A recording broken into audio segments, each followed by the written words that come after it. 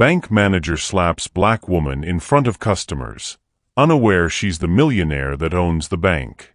Your type doesn't belong in an institution like this, Richard Hawthorne snarled before his hand flew across the face of the elegant black woman standing at his customer service desk. The sound reverberated through Chicago's flagship Chase Manhattan branch like thunder, and in that moment of stunned silence, 50 witnesses had no idea they just watched a racist bank manager assault his own boss, the secret owner of the very building they stood in. Before we get deep into the story, please let me know in the comment where you're watching from. Hit subscribe if you're hooked in and ready to enjoy the story, because tomorrow, I have another beautiful story to share with you and I don't want you to miss it for anything. Now, let's begin today's story. The autumn wind whipped through Chicago's financial district as Amara Wellington stepped out of her black Tesla Model S, her Louboutin heels clicking against the marble steps of the Chase Manhattan building on South LaSalle Street. At 34, she moved with the fluid grace of someone who had learned to command rooms without raising her voice, her tailored Armani coat a whisper of understated wealth against the gray October morning. She paused at the entrance, watching through the floor-to-ceiling windows as morning customers conducted their business inside. Most would never recognize her. She preferred it that way. The Wellington Group's acquisition of this particular Chase branch had been handled through layers of corporate entities, shell companies, and discreet legal maneuvers. As far as the staff knew, they worked for Chase Manhattan. In reality, they worked for her. Her phone buzzed. "Ms. Wellington, the board meeting has been moved to 2 p.m., came her assistant's voice through her AirPods. Perfect. I'll use the morning to conduct some field research. Amara's smile was enigmatic as she ended the call and pushed through the heavy brass doors. 3 floors above, David Chun adjusted his security guard uniform for the 3rd time in 10 minutes, his reflection in the elevator's polished steel showing a man fighting a losing battle with his own anxiety. At 28, he carried the weight of too many moments when he should have spoken up but didn't, should have acted but froze. The scar above his left eyebrow, a souvenir from his army days in Afghanistan, seemed to throb whenever his conscience reminded him of his failures. He'd taken this job at the Chase Manhattan branch 6 months ago, after his previous position at a downtown hotel ended badly. He'd watched a guest berate a young housekeeper until she cried, and done nothing. Just like he'd done nothing when his squad leader had harassed the only female soldier in their unit. Just like he'd done nothing when his own father had walked out on his family, claiming David wasn't man enough to be worth staying for. The elevator chimed as it reached the main banking floor. David stepped out, nodding to the morning shift supervisor. His eyes automatically scanned the lobby, a habit from his military training that had never quite left him. Marble floors gleamed under crystal chandeliers, and the soft murmur of business transactions filled the air. Everything appeared normal. He didn't yet know that normal was about to shatter. Amara approached the customer service desk with the measured pace of someone who had learned that urgency was often mistaken for desperation. She dressed down for this visit, no jewelry except for her mother's simple gold wedding ring, her hair in a neat bun rather than the flowing style she preferred for board meetings. She wanted to see how her bank treated an ordinary black woman seeking help. "Excuse me," she said to the young teller behind the desk. "I need to speak with someone about opening a business account for a new company." The teller, barely out of college with nervous eyes and trembling hands, looked up with genuine politeness. "Of course, ma'am. Let me get one of our business specialists for you. It might be about a 15-minute wait. Is that okay?" "That's perfectly fine, thank you." But their interaction had caught the attention of Richard Hawthorne, the branch manager, who was observing from his glass office like a spider sensing vibrations in his web. At 52, Richard had built his career on the assumption that respect was something you took rather than earned, and that certain people simply didn't belong in certain places. He emerged from his office with the predatory confidence of a man who had never been meaningfully challenged, his expensive suit doing little to disguise the cruelty in his pale blue eyes. His gaze locked onto Amara with the kind of calculating malice that had been festering in places like this for generations. "Is there a problem here?" Richard's voice cut through the lobby's polite atmosphere like broken glass. The young teller looked confused. "No, sir. I was just—" "I can handle this," Richard interrupted, his eyes never leaving Amara. "Ma'am, I'm going to need to see multiple forms of identification and proof of employment before we can even discuss business services." Amara's expression didn't change, but David, watching from his position near the elevator, noticed the slight tension that appeared in her shoulders. He'd seen that same tension in soldiers who knew they were walking into an ambush but had no choice but to continue forward. "I understand you have procedures," Amara replied calmly, reaching into her purse. "I have my driver's license and—" "Actually," Richard's voice grew louder, ensuring nearby customers could hear, "I'm not sure this is the right branch for your needs. Perhaps you'd be more comfortable at one of our community locations on the south side." The lobby seemed to hold its breath. David felt his pulse quicken, that familiar sensation of watching something terrible unfold while his feet remained rooted to the ground. Other customers glanced over, some with curiosity, others with discomfort. Amara's hand stilled on her purse. When she looked up, her dark eyes held depths that Richard was too blinded by his prejudice to recognize. Not anger, but a profound sadness that someone could still carry such poison in their heart in 2024. "I think there's been a misunderstanding," she said quietly. "I'm here to conduct legitimate business. And I'm here to protect this institution's reputation," Richard shot back. "I've seen your type before, coming in here with attitude, thinking you can intimidate us into bending our rules." The words hung in the air like smoke from a fire that was about to consume everything in its path. David's hands clenched into fists at his sides, every instinct screaming at him to move, to speak, to do something, anything, to stop what he could see building in Richard's twisted expression. But as he had so many times before, David remained frozen, watching helplessly as the moment that would change everything began to unfold. Amara straightened to her full height, dignity radiating from every line of her posture. "Sir, I understand you may have concerns, but I assure you—" That's when Richard Hawthorne made the decision that would end his career and transform two lives forever. His hand rose with the swift, vicious arc of a man who had never learned that power without wisdom is just violence in an expensive suit. The slap echoed through the marble lobby like a gunshot. For a moment that stretched into eternity, the Chase Manhattan branch on South LaSalle Street became a photograph.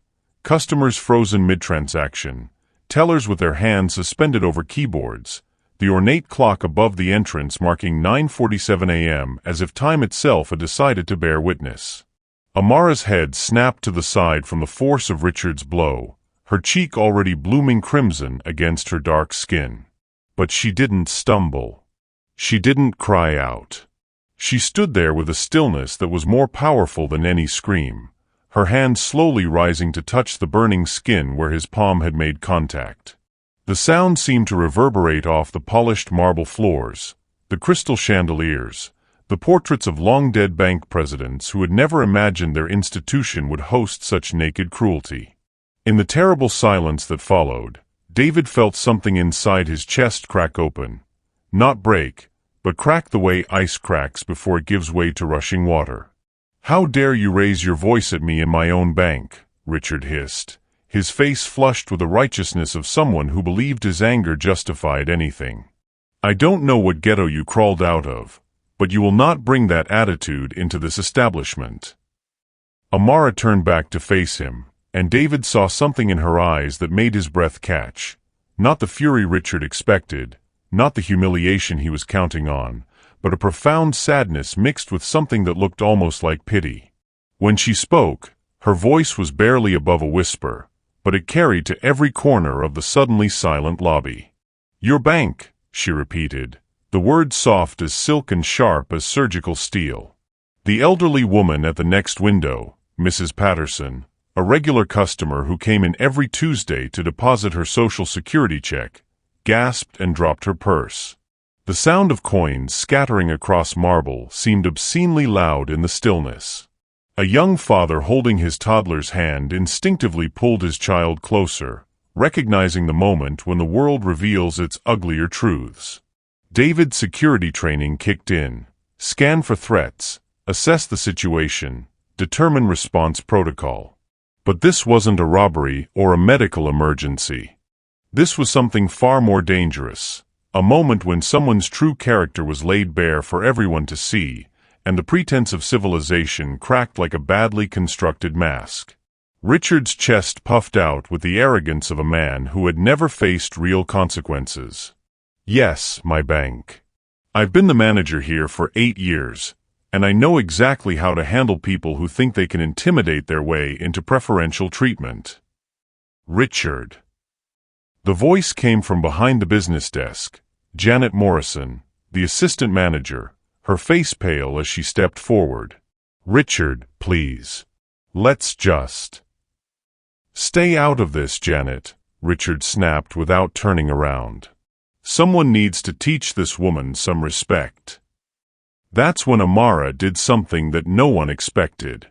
She smiled. It wasn't a bitter smile or a sarcastic one.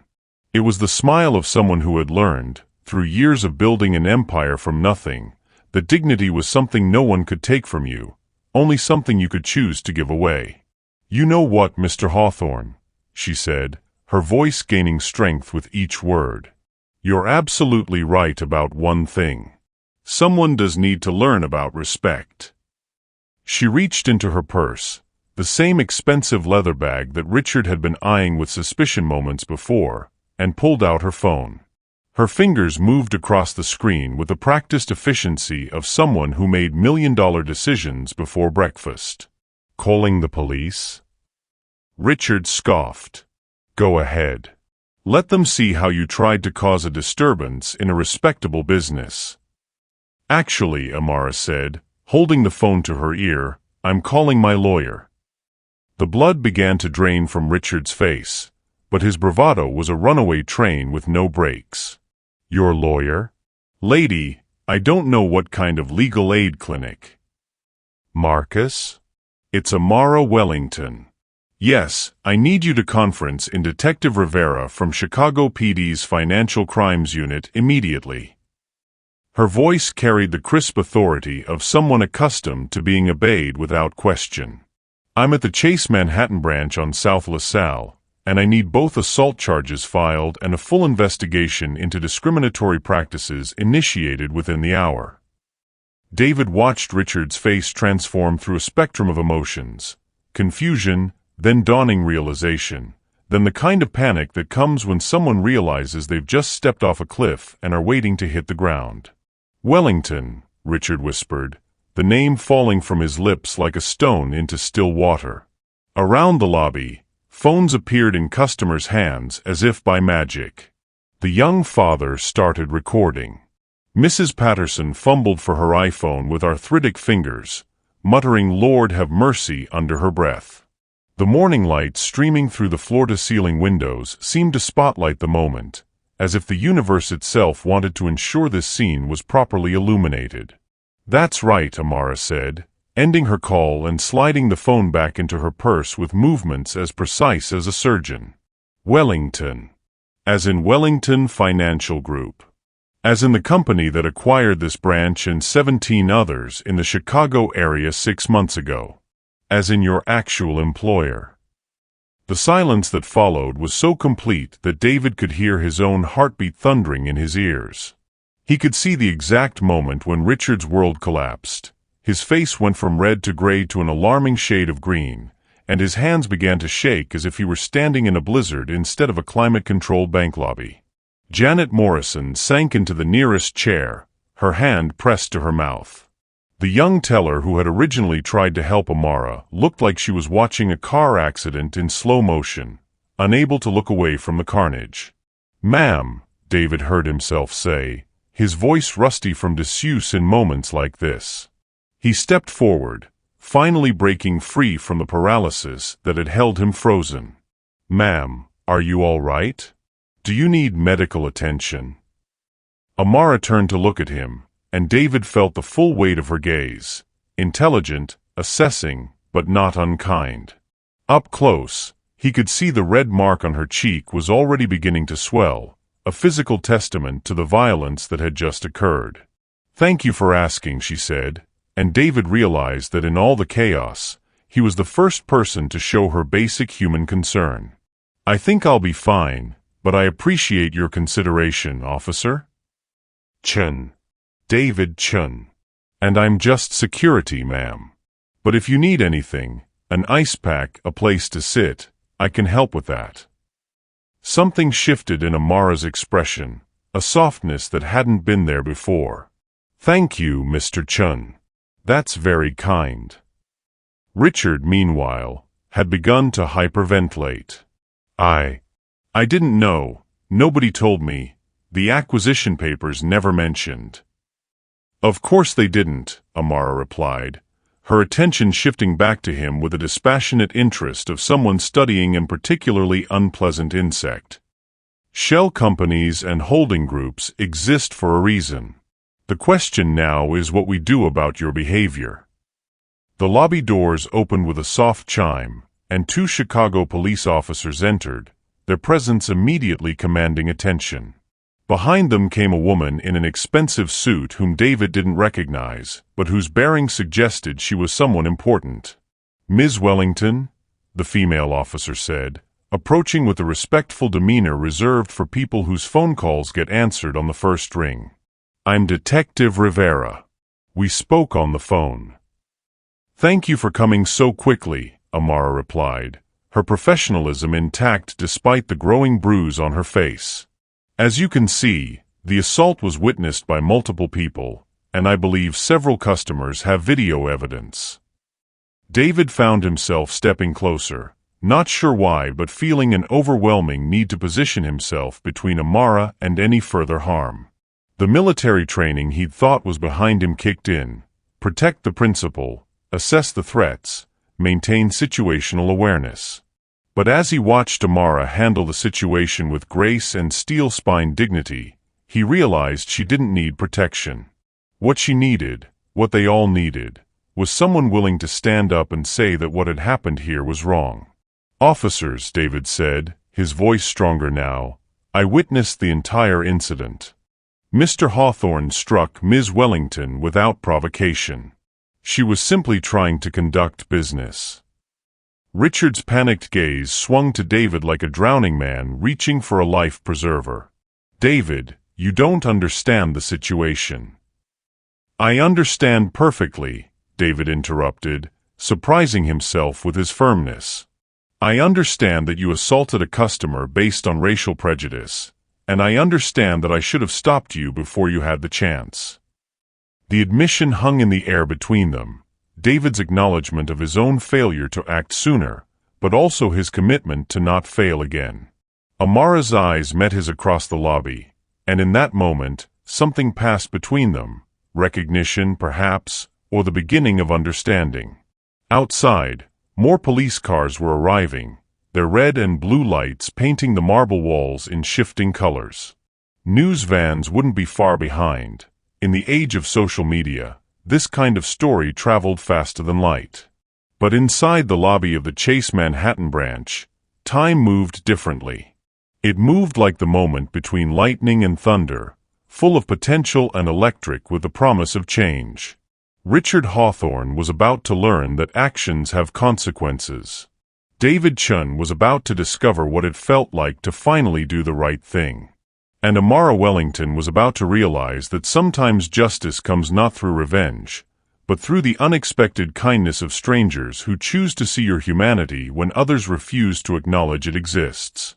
The sound of that slap would echo for days in the news cycles and social media feeds.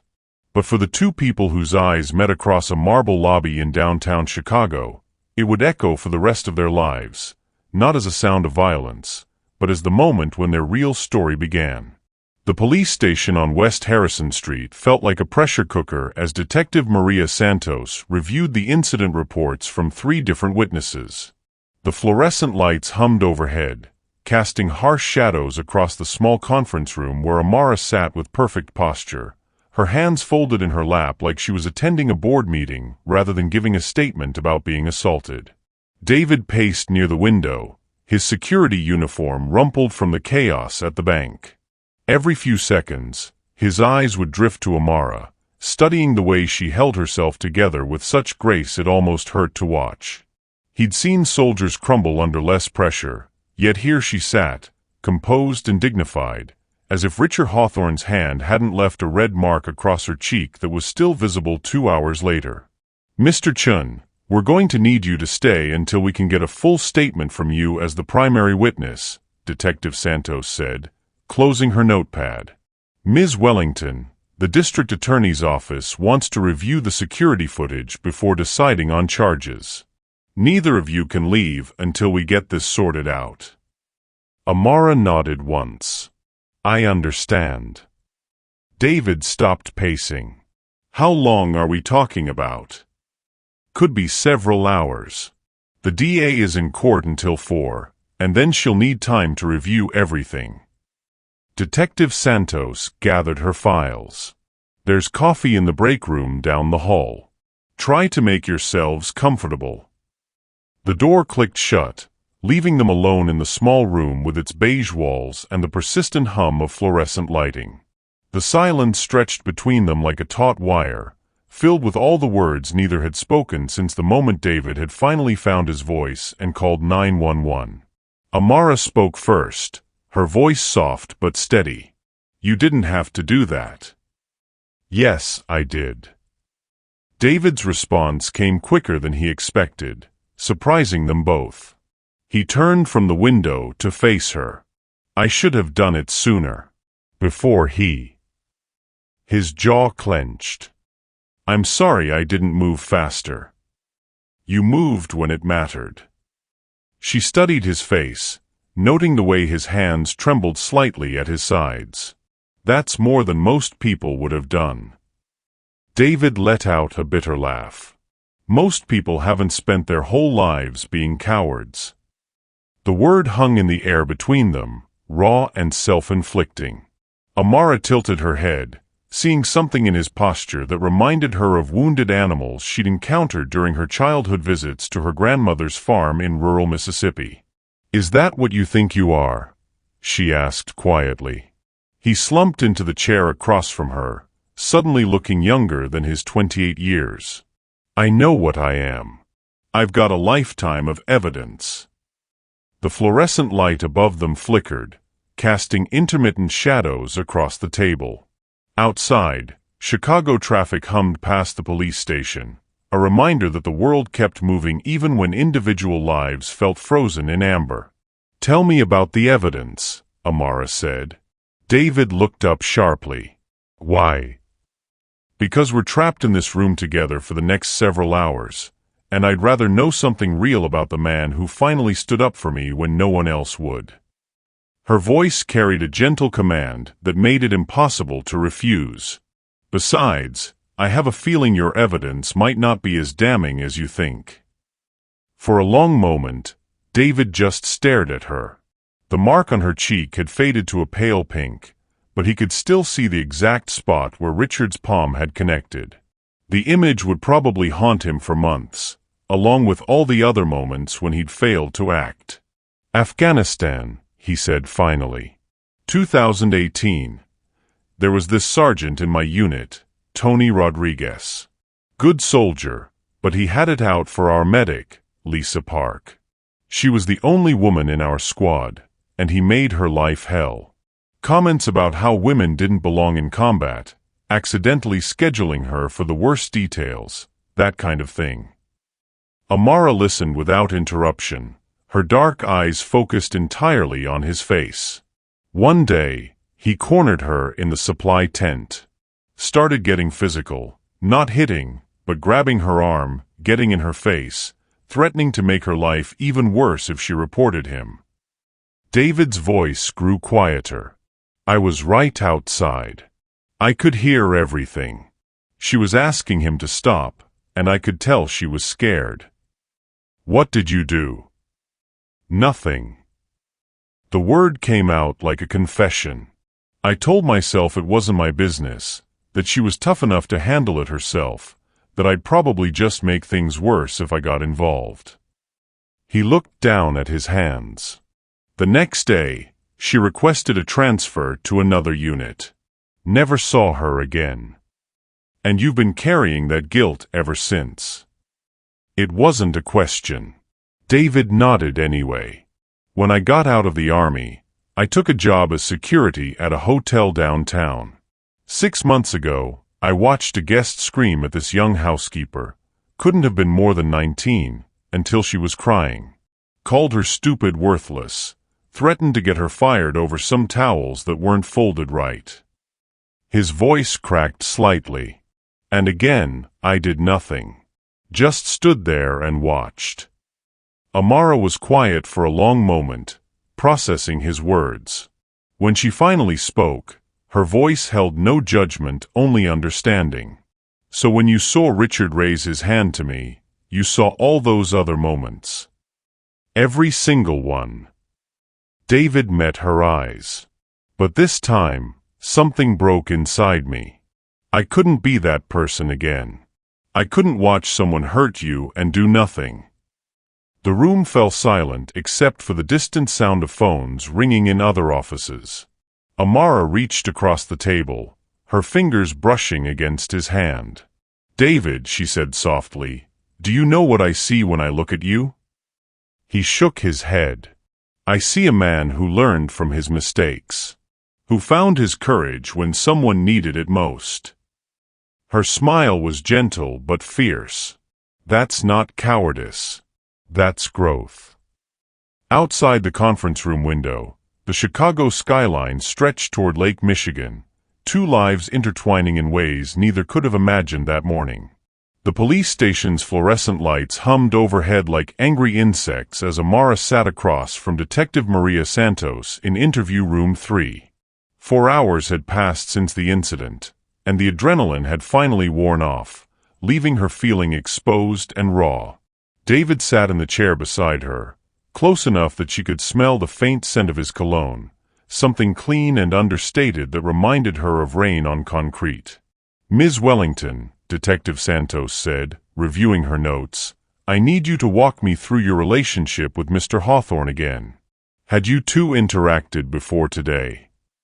Amara's fingers traced the edge of her mother's wedding ring, a nervous habit she developed after her mother's death 3 years ago. "Not directly. But—" She paused, glancing at David, who nodded encouragingly. Something about his steady presence made her feel safer than she had in months. "But what?" Detective Santos prompted. "Richard Hawthorne isn't just a branch manager," Amara said quietly. "He was supposed to be promoted to regional director last year, the position that went to me instead." David's eyebrows shot up. "You're a regional director?" Amara almost smiled at his surprise. "Among other things." She turned back to the detective. "The promotion went through corporate channels. He wouldn't have known I was the decision-maker, but he knew someone had blocked his advancement. Someone diverse." Detective Santos leaned forward. "Are you suggesting this was premeditated?" "I'm suggesting Richard Hawthorne has been carrying a grudge against people who look like me for a very long time." Amara's voice remained steady, but David noticed how her hands trembled slightly. Today just gave him an excuse to act on it.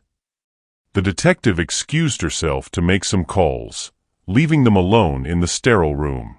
The silence stretched between them until David finally spoke. "You don't have to tell me," he said carefully, "but there's something else, isn't there? Something you're not saying." Amara looked at him, really looked at him, for the first time since they'd met. His dark eyes held a kind of patient understanding that she'd learned not to trust in men.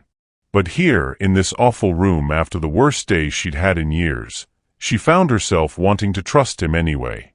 3 years ago, she began, her voice barely above a whisper, I was engaged to a man named Jonathan Pierce. White, wealthy, from an old Chicago family. I thought he loved me. David remained silent, but she felt the quality of his attention shift, becoming more protective. We were planning our wedding when the Wellington Group made its biggest acquisition, a chain of boutique hotels across the Midwest. The deal made me one of the youngest black women to own a hospitality empire in the country.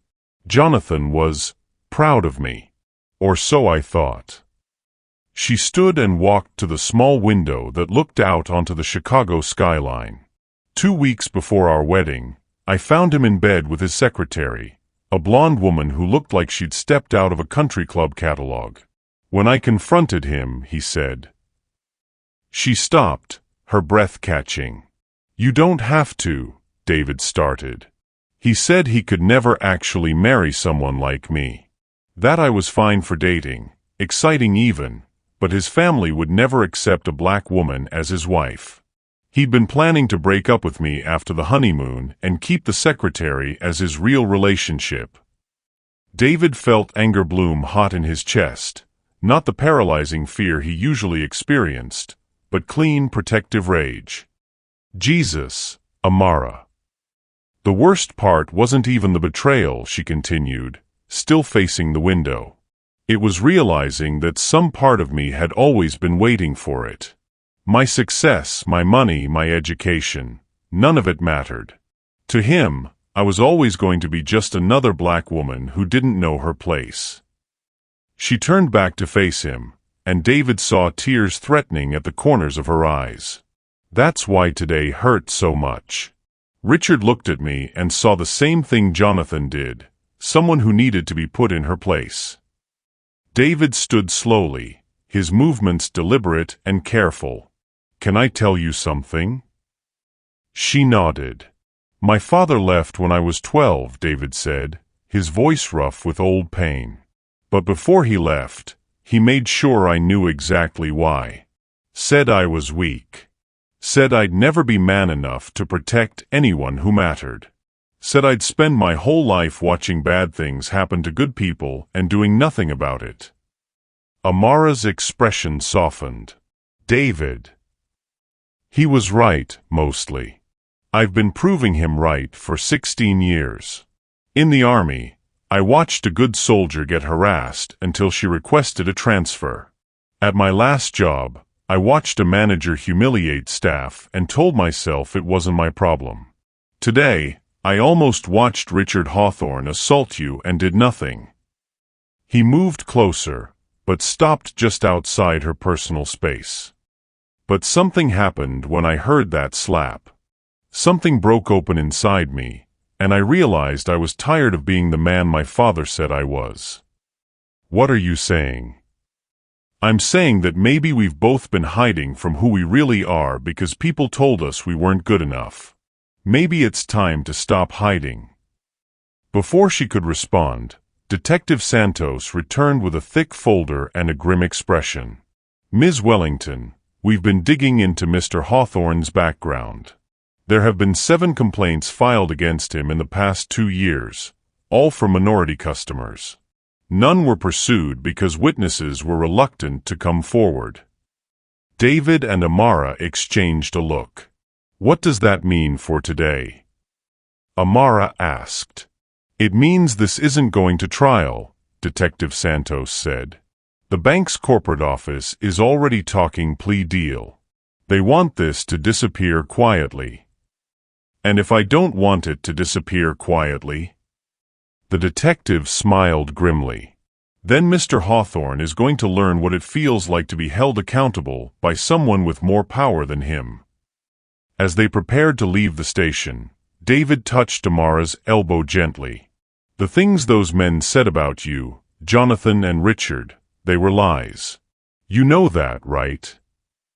Amara looked up at him, seeing something in his expression that made her chest tight. How can you be so sure? Because I've spent the last 5 hours watching you handle the worst day of your life with more grace and strength than I've shown in my entire life, he said simply. If that's not enough for someone, the problem isn't with you. For the first time since the morning, Amara Wellington smiled, really smiled, and David Chun felt something shift inside his chest, like a door opening after being locked for years. Neither of them noticed Detective Santos watching them through the window, making a note in her file about how trauma sometimes brings out the best in people, and how love often grows in the most unlikely places. Outside, Chicago's evening lights were beginning to twinkle against the darkening sky, and two wounded souls were beginning to realize they might not have to heal alone. The hospital waiting room had emptied as the evening shift began, leaving only Amara and David in the sterile quiet of Northwestern Memorial's emergency wing. The harsh fluorescent lights cast everything in an unforgiving glare, but somehow in the past hour, the space between them had softened into something resembling sanctuary. Amara sat with her legs tucked beneath her in the uncomfortable plastic chair, her earlier composure replaced by something more vulnerable. The ice pack the nurse had given her for her cheek had long since warmed, but she still held it, more for comfort than any medical necessity. David sat beside her, close enough that she could smell the faint scent of his cologne mixed with the antiseptic hospital air. "Tell me about Afghanistan," she said quietly, her voice carrying the kind of gentle authority that made people want to share their deepest truths. David's jaw tightened almost imperceptibly. "Why would you want to know about that?" "Because when you stepped between me and Richard today, you moved like someone who's done it before. Protected people, I mean." She turned to face him fully, her dark eyes reflecting the overhead lights like stars in a midnight sky. "And because I think you need to tell someone." He was quiet for so long that she thought he might not answer. Then slowly, the words began to flow. "There was this girl in our unit. Specialist Martinez. She was tough as nails, you know? Could outshoot most of the guys, never complained, always had our backs." His hands flexed and relaxed in his lap. "But our squad leader, Sergeant Brooks, he had it out for her from day one. Made her life hell. Extra duties, public humiliation, the works." Amara listened without judgment, her presence steady and warm beside him. "One night, I heard him cornering her behind the mess tent. She was trying to stay professional, but I could hear the fear in her voice. And I just—" He stopped, the words catching in his throat. "I walked away. Told myself it wasn't my business, that she could handle herself. 3 days later, she put in for a transfer. Never saw her again." "What was her first name?" Amara asked softly. "Rosa. Her name was Rosa Martinez, and she deserved better than my cowardice." Amara reached over and placed her hand gently over his. Her touch was warm, electric, sending a jolt of connection through both of them that neither had expected. "You were young and scared. We all have moments we wish we could redo." "Not you," David said, looking at her with something approaching awe. "You faced down that bastard like a queen facing down a peasant. I've never seen anything like it." A soft laugh escaped her lips, but there was pain in it. "Oh, David. You have no idea how many times I've been that girl cowering in the corner, hoping someone else would save me. I don't believe that." "Believe it." She shifted in her chair, drawing her knees up to her chest in a gesture that made her look younger, more fragile. "When I was building my first company, I had a business partner. Marcus. We were engaged, actually. I thought he loved me, supported my dreams." David waited, sensing the weight of what was coming. "He was stealing from me the whole time. Not just money, clients, ideas, contracts. When I finally discovered it, he'd already moved everything to a shell company under his name. Took me 2 years and most of my savings to prove the theft in court." Her voice grew quiet. But the worst part wasn't the money. It was standing in that courtroom, listening to him tell the judge that I was just an emotional woman who couldn't handle business pressure. Jesus, Amara. I won, eventually. Got everything back and more. But for months after that, every time I walked into a meeting, every time someone questioned my decisions or looked at me sideways, I could hear his voice telling me I wasn't strong enough, smart enough, good enough. She looked at David with eyes that held years of hard-won wisdom. That's why today mattered so much. Not because of Richard or the money or the humiliation, but because I didn't let his voice win. They sat in comfortable silence for a moment, the weight of shared vulnerability settling between them like a bridge neither had expected to build. "Can I ask you something?" David said. "Anything." "When you bought the bank, how did you know? How did you know it was the right move?" Amara smiled, and for the first time all day, it reached her eyes completely. "I didn't. I was terrified. But my grandmother used to say something that stuck with me. Baby girl, courage isn't about not being scared. It's about being scared and doing the right thing anyway." She sounds like a wise woman. She was. She cleaned office buildings downtown for 40 years, saved every penny she could. When she died, she left me $50,000 and a note that said, "Don't let them make you small." Amara's voice grew thick with emotion.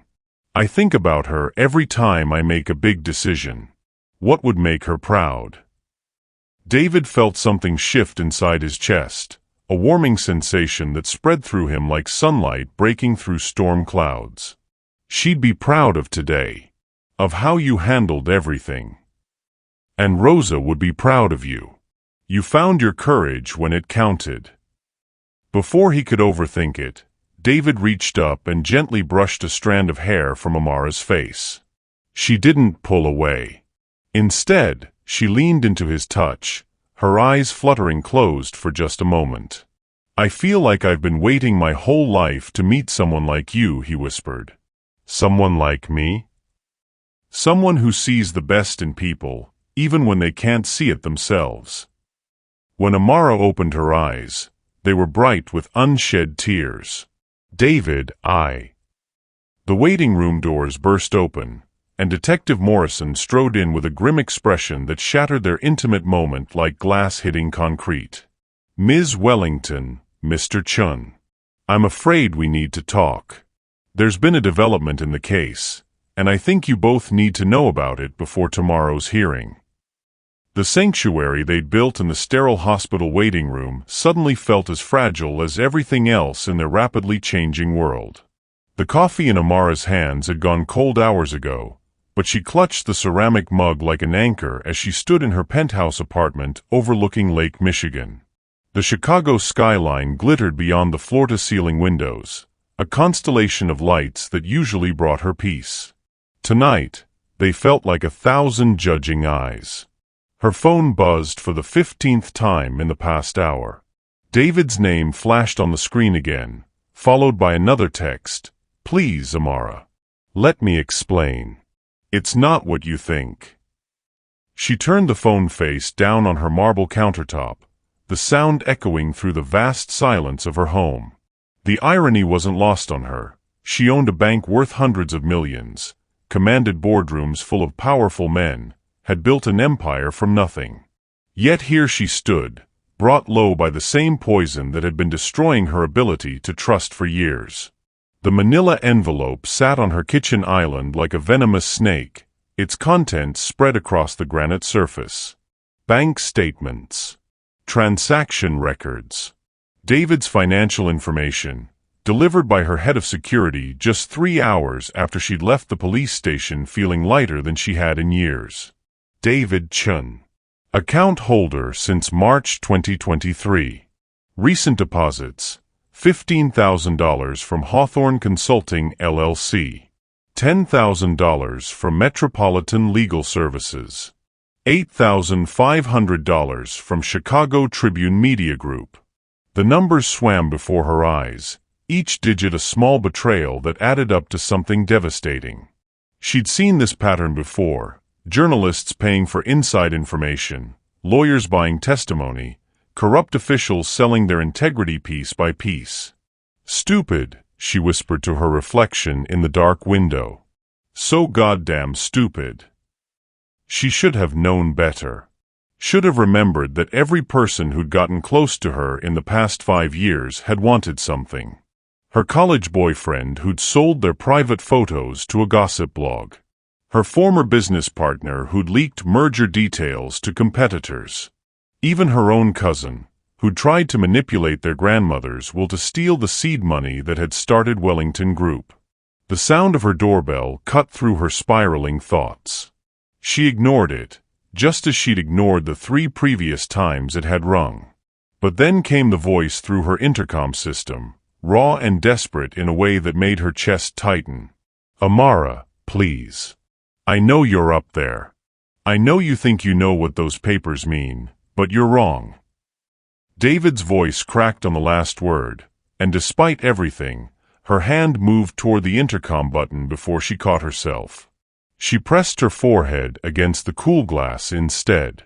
"I see your lights on," he continued from 20 floors below. "I see you standing at the window. Just give me 5 minutes to explain. Please." She closed her eyes, remembering the feel of his hands on her face in the hospital waiting room, the gentle way he'd traced her bruised cheek, the look in his eyes when he'd promised he'd never let anyone hurt her again. All of it had felt so real. All of it had been a lie. Her phone rang again. This time, it wasn't David. "Wellington Group, this is Amara." "Ms. Wellington, this is Detective Rodriguez from the Chicago PD. I apologize for calling so late, but there's been a development in the Hawthorne case that you need to know about." Amara's grip tightened on the phone. What kind of development? "We found evidence that Mr. Hawthorne had been making payments to several individuals over the past year. One of them was your security guard friend, David Chun." The words hit her like physical blows. Even though she'd suspected, even though the evidence was spread across her counter, hearing it confirmed by law enforcement made it feel final. Terminal. "How much?" she heard herself ask. The payments totaled just over $30,000 across 8 months. "We're not sure what services he was providing, but given the timing and amounts, it appears to be some kind of ongoing arrangement." Amara thanked the detective and ended the call, her hands shaking as she set the phone down. $30,000. The exact amount David had mentioned needing for his mother's medical treatments. The same amount that had made her heart ache for him, had made her want to help, had made her. A sound escaped her throat, somewhere between a laugh and a sob. She'd been so careful for so long, so guarded with her heart and her trust. The one time she'd let someone in, the one person who'd seemed different, who'd made her believe that maybe, just maybe, she could have something real. The intercom crackled again. "Amara, I know what you're thinking. I know what those bank records look like. But the money isn't what you think it is. Richard Hawthorne has been paying me, yes, but not for what you believe." She walked to the intercom panel, her finger hovering over the button that would let her hear him more clearly.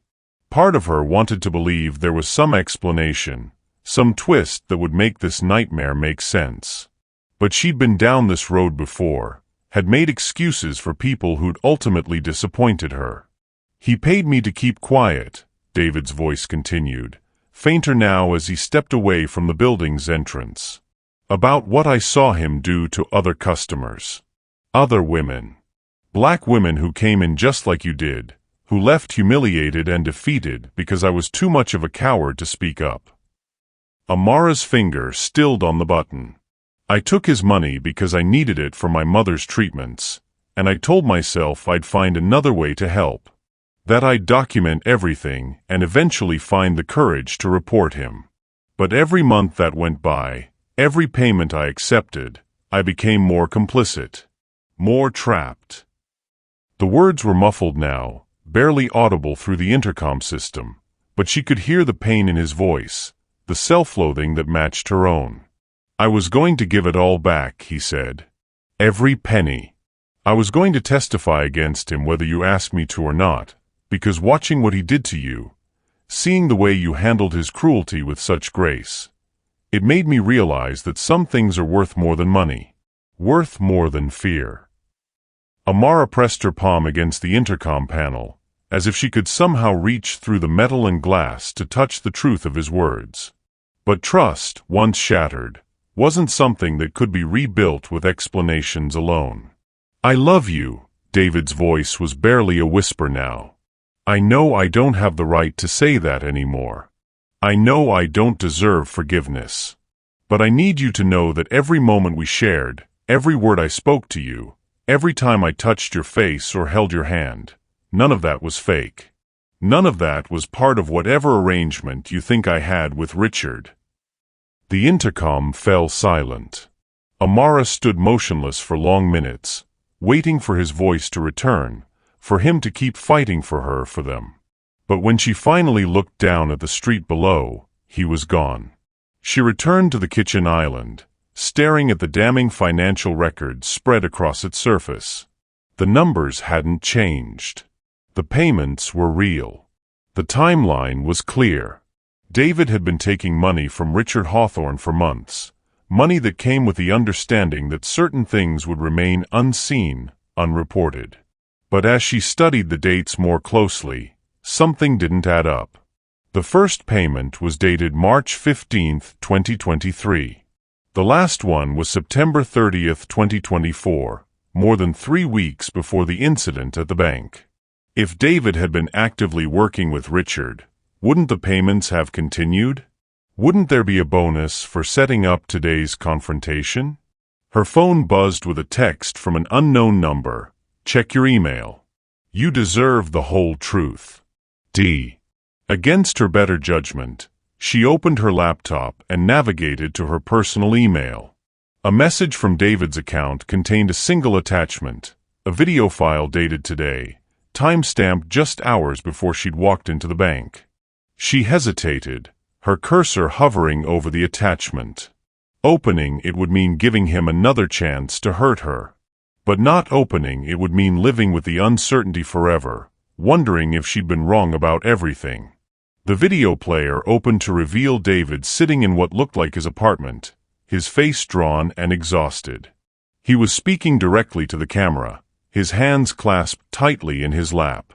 "My name is David Chun, and I've been complicit in a pattern of discrimination and harassment at the Chase Manhattan branch on South LaSalle Street. I was hired as a security guard 6 months ago, and within my first week, I witnessed branch manager Richard Hawthorne verbally abuse a black woman who came in to open a savings account for her daughter's college fund." Amara's breath caught in her throat. "I did nothing," David continued, his voice thick with shame. "I told myself it wasn't my place to interfere, that I needed this job too badly to risk it. When the woman left in tears, Mr. Hawthorne approached me and made it clear that my continued employment depended on my discretion regarding such incidents." The video showed David reaching for something off camera, then holding up a small recording device. "Over the following months, I documented 17 separate incidents of discriminatory treatment. Mr. Hawthorne began paying me what he called loyalty bonuses to ensure my silence. I convinced myself I was building a case, gathering evidence, but the truth is I was just too afraid to act." David's image on the screen looked directly into the camera, as if he could see her watching. 3 weeks ago, I decided I couldn't live with myself anymore. I stopped accepting his payments and started preparing to report everything I'd witnessed to the authorities. I had no idea that the bank's actual owner would walk through those doors today, but watching Mr. Hawthorne assault you, seeing your strength in the face of his hatred, it gave me the courage I should have had from the beginning. The video ended with David providing Detective Rodriguez's contact information and stating his intention to cooperate fully with any investigation. Amara closed the laptop, her hands trembling as she tried to process what she'd just seen. The financial records still lay spread across her counter, but now they told a different story. Not of active collaboration, but of cowardice that had transformed into courage. Not of betrayal, but of a man finding his way back to his own integrity. She thought about the way David had stepped forward when Richard raised his hand. The way he'd stayed with her at the hospital, asking for nothing in return. The way he'd looked at her not as a wealthy woman to be used or impressed, but as someone worth protecting simply because she was human. Her phone buzzed again. Another text from David. "I'm sorry I wasn't brave enough to be the man you deserved from the beginning. But I'm trying to be him now." Amara stared at the message until the screen went dark, her reflection staring back at her from the black surface. Outside, Chicago continued its nightly symphony of sounds and lights, indifferent to the choice she faced. Trust him, and risk being hurt again by someone who'd already proven capable of disappointing her. Or protect herself by walking away, ensuring her safety but potentially destroying something that might, despite everything, be real. She thought about the woman she'd been this morning, successful, independent, but ultimately alone. Then she thought about the woman she'd been in David's arms, vulnerable, yes, but also more alive than she'd felt in years. The choice, she realized, wasn't really about whether David deserved forgiveness. It was about whether she deserved the chance to love and be loved, even if it meant risking her carefully guarded heart one more time. The city lights blurred as tears filled her eyes, and Amara Wellington, owner of banks and builder of empires, found herself facing the one decision that no amount of wealth or power could make easier. The rain had started again by the time Amara sat alone in her penthouse office overlooking Lake Michigan, the city lights blurring through the floor-to-ceiling windows like watercolor paint running down canvas. It had been 3 days since the confrontation with David at the precinct, 3 days since she'd watched the walls go up behind his eyes the moment she'd mentioned his military record. She'd had her assistant compile a full background check within hours. David Chun, 28, honorably discharged from the Army after serving 2 tours in Afghanistan, awarded a Purple Heart for injuries sustained while protecting his unit during a Taliban ambush. The same David who had frozen when she'd needed him most, who had carried that shame like a stone in his chest for months. The same David who had risked everything to protect her when it truly mattered.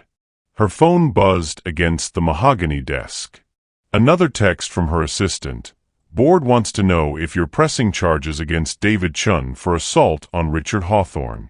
Legal needs an answer by morning." Amara stared at the message until the words blurred. She could destroy him with a word. One phone call, one legal filing, and David Chun would disappear from her life forever, another casualty of her carefully protected world. The smart choice. The safe choice. The choice that would leave her alone again, surrounded by marble and steel and the echoing silence of a heart that had learned to survive by never truly trusting anyone. She set the phone aside and walked to the window, pressing her palm against the cool glass. Somewhere out there in the sprawling city, David was making his own choice. She wondered if he was thinking about her, or if he'd already convinced himself that walking away was the kindest thing he could do for both of them. Across town in his one-bedroom apartment in Lincoln Park, David sat on the edge of his bed, staring at the Purple Heart medal in his hands. The weight of it had never felt heavier than it did right now, the metal cold against his palms like the memory of everything he'd failed to protect. He'd spent the last 3 days replaying every moment from the bank to the police station, dissecting each word, each look, each heartbeat of silence between him and Amara. The way she'd looked at him when she'd mentioned his service record, not with pity, but with a kind of understanding that had terrified him more than any enemy fire ever had. She knew. She knew about his failures, his fears, his desperate need to prove he was more than the scared kid who'd let his father walk away without a fight. And somehow, impossibly, she'd still seen something in him worth saving. His phone sat silent on the nightstand. He'd typed a dozen text messages to her over the past 3 days, deleted them all. What was there to say? That he was sorry for being a coward when she'd needed him? That he was sorry for being too broken to be the man she deserved? That he was falling in love with her, and it scared him more than dying ever had? The knock on his door came at 11:47 p.m., soft but insistent. David's heart hammered as he opened it, expecting to see police officers with an arrest warrant. Instead, he found Maria Santos, the young teller from the bank, holding an envelope with trembling hands. "She asked me to give this to you," Maria said quickly. "Ms. Wellington. She wanted you to know that she never pressed charges against anyone. Richard's been fired, but there won't be any legal action." David took the envelope with numb fingers. "Why are you?" "Because she's the owner, Mr. Chun. She owns the bank. She owns half the buildings in this neighborhood. And she could have had you arrested, sued you, destroyed your life with a single phone call." Maria's eyes were bright with tears. "Instead, she protected you. Even after you let her down, even after you hurt her, she protected you." The door clicked shut behind Maria, leaving David alone with the weight of Amara's grace. Inside the envelope was a single sheet of paper, her handwriting flowing across it like music. "David, I've spent most of my life believing that love was a luxury I couldn't afford. That trust was a weakness that would be used against me. That opening my heart meant giving someone else the power to destroy me. You taught me something different in those moments at the police station. You taught me that sometimes love isn't about being perfect. It's about choosing each other despite our imperfections. About seeing the best in someone even when they can't see it in themselves. I know you're afraid. I know you think you failed me, that you're not worthy of the kind of love that changes everything. But you're wrong. You saved me in the most important way possible. You reminded me what it feels like to believe in someone. To hope. To want something more than just surviving another day behind walls that keep everyone out. I'm not asking you to be perfect, David. I'm asking you to be brave. One more time. For us. The choice is yours. It always has been. Room 1247, the Peninsula Hotel. I'll wait until midnight tomorrow. Choose us. Amara." David sank onto his couch, the letter trembling in his hands. Outside, the rain continued its relentless percussion against his windows, but inside, something was shifting. The same terrifying, beautiful shift he'd felt in Afghanistan when he'd realized he would rather die protecting his squad than live with the knowledge that he'd let them down. He looked at the clock, 11:52 p.m. He had 24 hours to decide between the safety of his solitude and the terrifying possibility of becoming the man Amara believed he could be. 24 hours to choose love over fear. The Purple Heart Medal caught the light from the street lamp outside, and for the first time since he'd received it, David understood what it really meant. Not that he was without fear, but that he'd found something worth being afraid for. Worth fighting for. Worth choosing again and again, even when every instinct screamed at him to run. He closed his eyes and made his choice. The next evening, Amara stood at the floor-to-ceiling windows of the Peninsula Hotel's penthouse suite, watching the sun set over Chicago's skyline. She'd chosen this room for its view of the city where she'd built her empire, where she'd learned to survive, where she'd finally found the courage to risk everything for love. 11:45 p.m. The digital clock on the nightstand seemed to mock her with its relentless march toward midnight. She'd told herself she wouldn't check the time, wouldn't count the minutes, wouldn't measure her worth by whether David Chun walked through that door. But her heart had other plans. She'd changed clothes 3 times, settling finally on the simple black dress she'd worn to their first real conversation at the police station. The one where she'd seen past his fear to the man underneath. Where she'd chosen to believe in something fragile and dangerous and absolutely essential. 11:51 p.m. Maybe she'd been wrong. Maybe some wounds were too deep, some fears too ingrained. Maybe love wasn't always enough to bridge the gap between two broken people trying to find their way to whole. 11:55 p.m. Her phone buzzed. A text from her assistant. Car is waiting downstairs if you change your mind about the charity gala. She ignored it. There was nowhere else she wanted to be, no one else she wanted to see. Even if she spent this night alone, even if tomorrow brought the familiar ache of disappointment, she wouldn't regret choosing hope over cynicism. 11:58 p.m. The soft knock on the door sent her heart racing. She turned from the window, smoothing her dress with trembling hands, and walked to the door on unsteady legs. 11:59 p.m. She opened the door, and there he was. David stood in the hallway wearing a simple black suit that made his dark eyes seem deeper, his shoulders broader. In his hands was a single white rose, not perfect but real, with a few petals missing and a stem that was slightly bent. "I'm scared," he said simply, his voice rough with emotion. "I'm terrified that I'll let you down again, that I'm not enough, that I'll break something precious and never be able to fix it." Amara stepped closer, close enough to see the vulnerability shining in his eyes, close enough to feel the warmth radiating from his skin. "But," David continued, his voice growing stronger, "I'm more scared of spending the rest of my life wondering what might have been. Of being the man who walked away from the best thing that ever happened to him because he was too afraid to believe he deserved it." The clock on the nightstand clicked over to midnight. "I choose you," David whispered, offering her the imperfect rose. "I choose us. I choose love, even though it terrifies me. Especially because it terrifies me." Amara took the rose with trembling fingers, bringing it to her face to breathe in its sweet fragrance. When she looked up at David, her eyes were bright with tears she was no longer afraid to shed. "Then come inside," she whispered, stepping back to let him cross the threshold. "And let's choose each other, every day, for the rest of our lives." As the door closed behind them, sealing them together in the soft light of the suite, both David and Amara understood that they had crossed more than just a physical threshold. They had chosen to believe in something bigger than their fears, stronger than their past wounds. They had chosen love. And for the first time in either of their lives, that choice felt like coming home.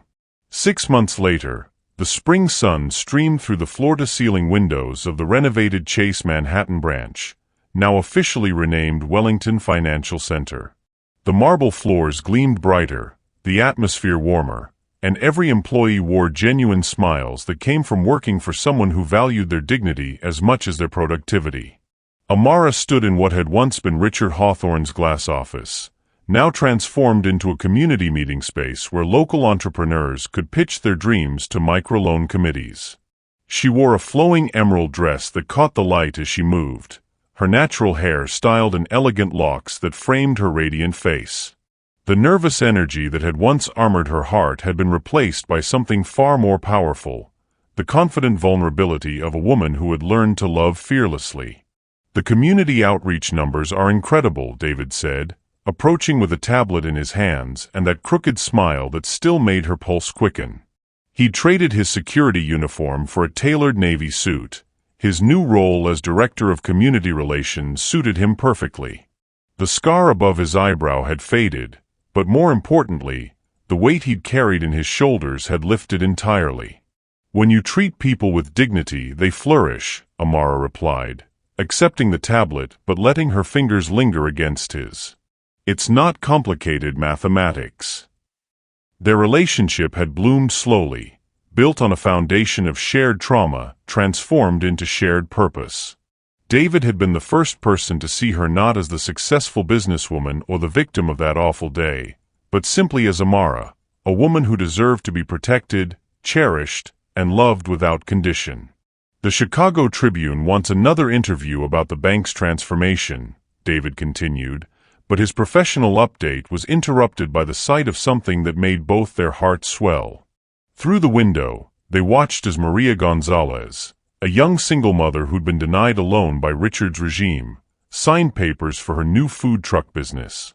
Her 3 children pressed their faces against the glass, giggling as they watched their mother's dreams take tangible form. The loan officer, formerly one of Richard's intimidated subordinates, now empowered to actually help people, shook Maria's hand with genuine warmth. "She'll be parked outside Millennium Park by next month," Amara murmured, her voice thick with emotion. "Her grandmother's tamale recipe is going to make her a fortune." David's arm slipped around her waist, pulling her closer. "You did that. You made her dream possible."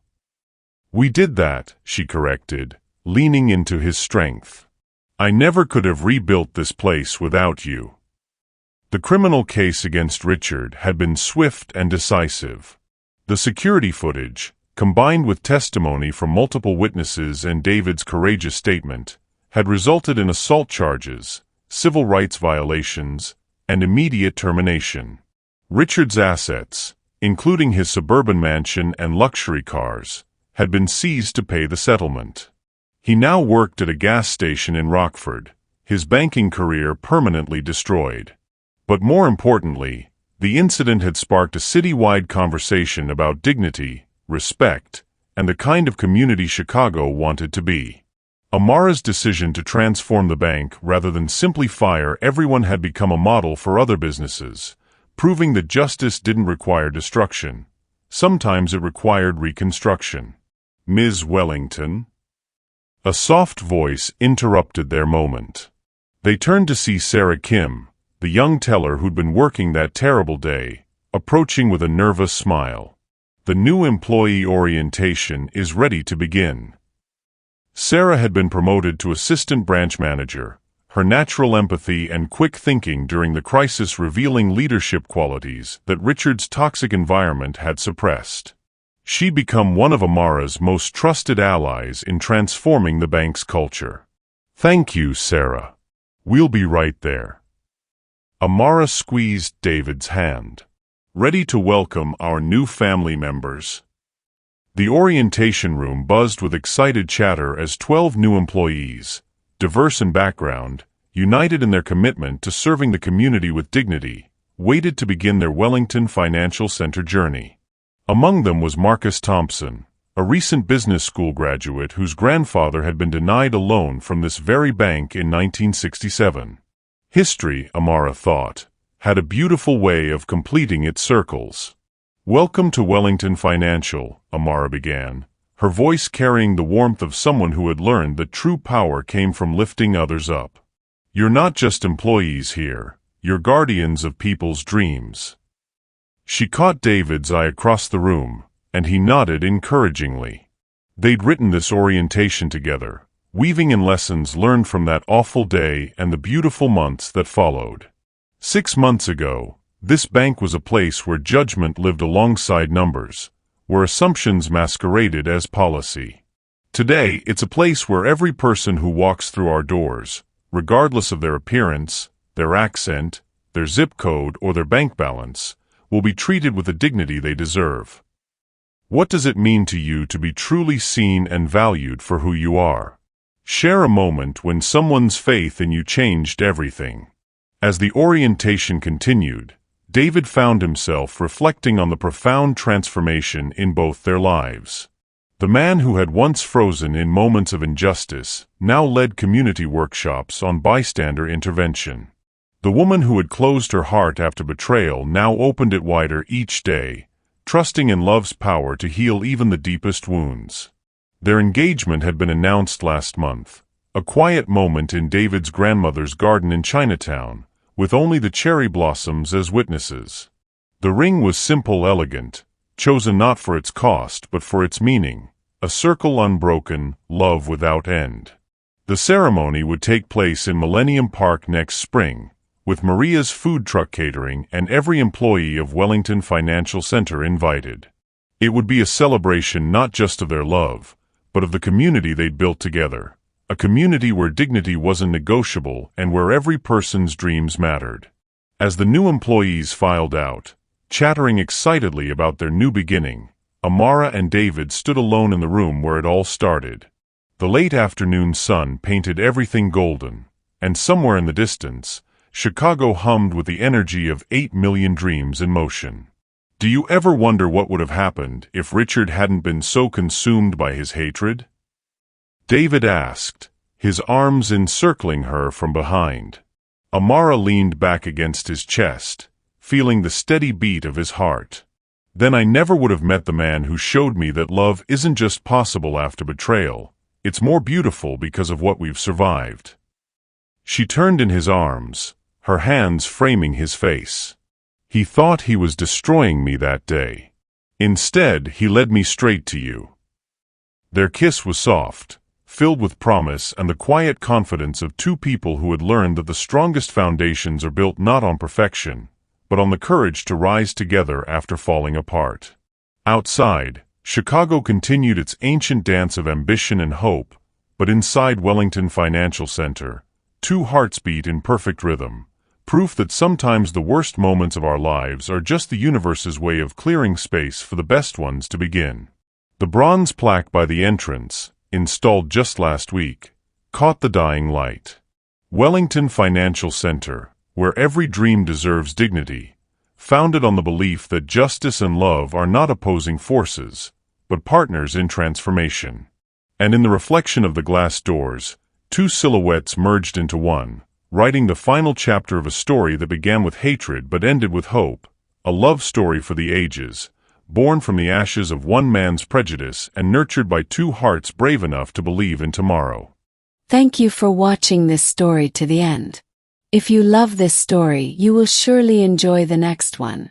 It's crazier and more intriguing as you can never imagine. So do check it out. Click on the image showing on your screen right now to watch the next one.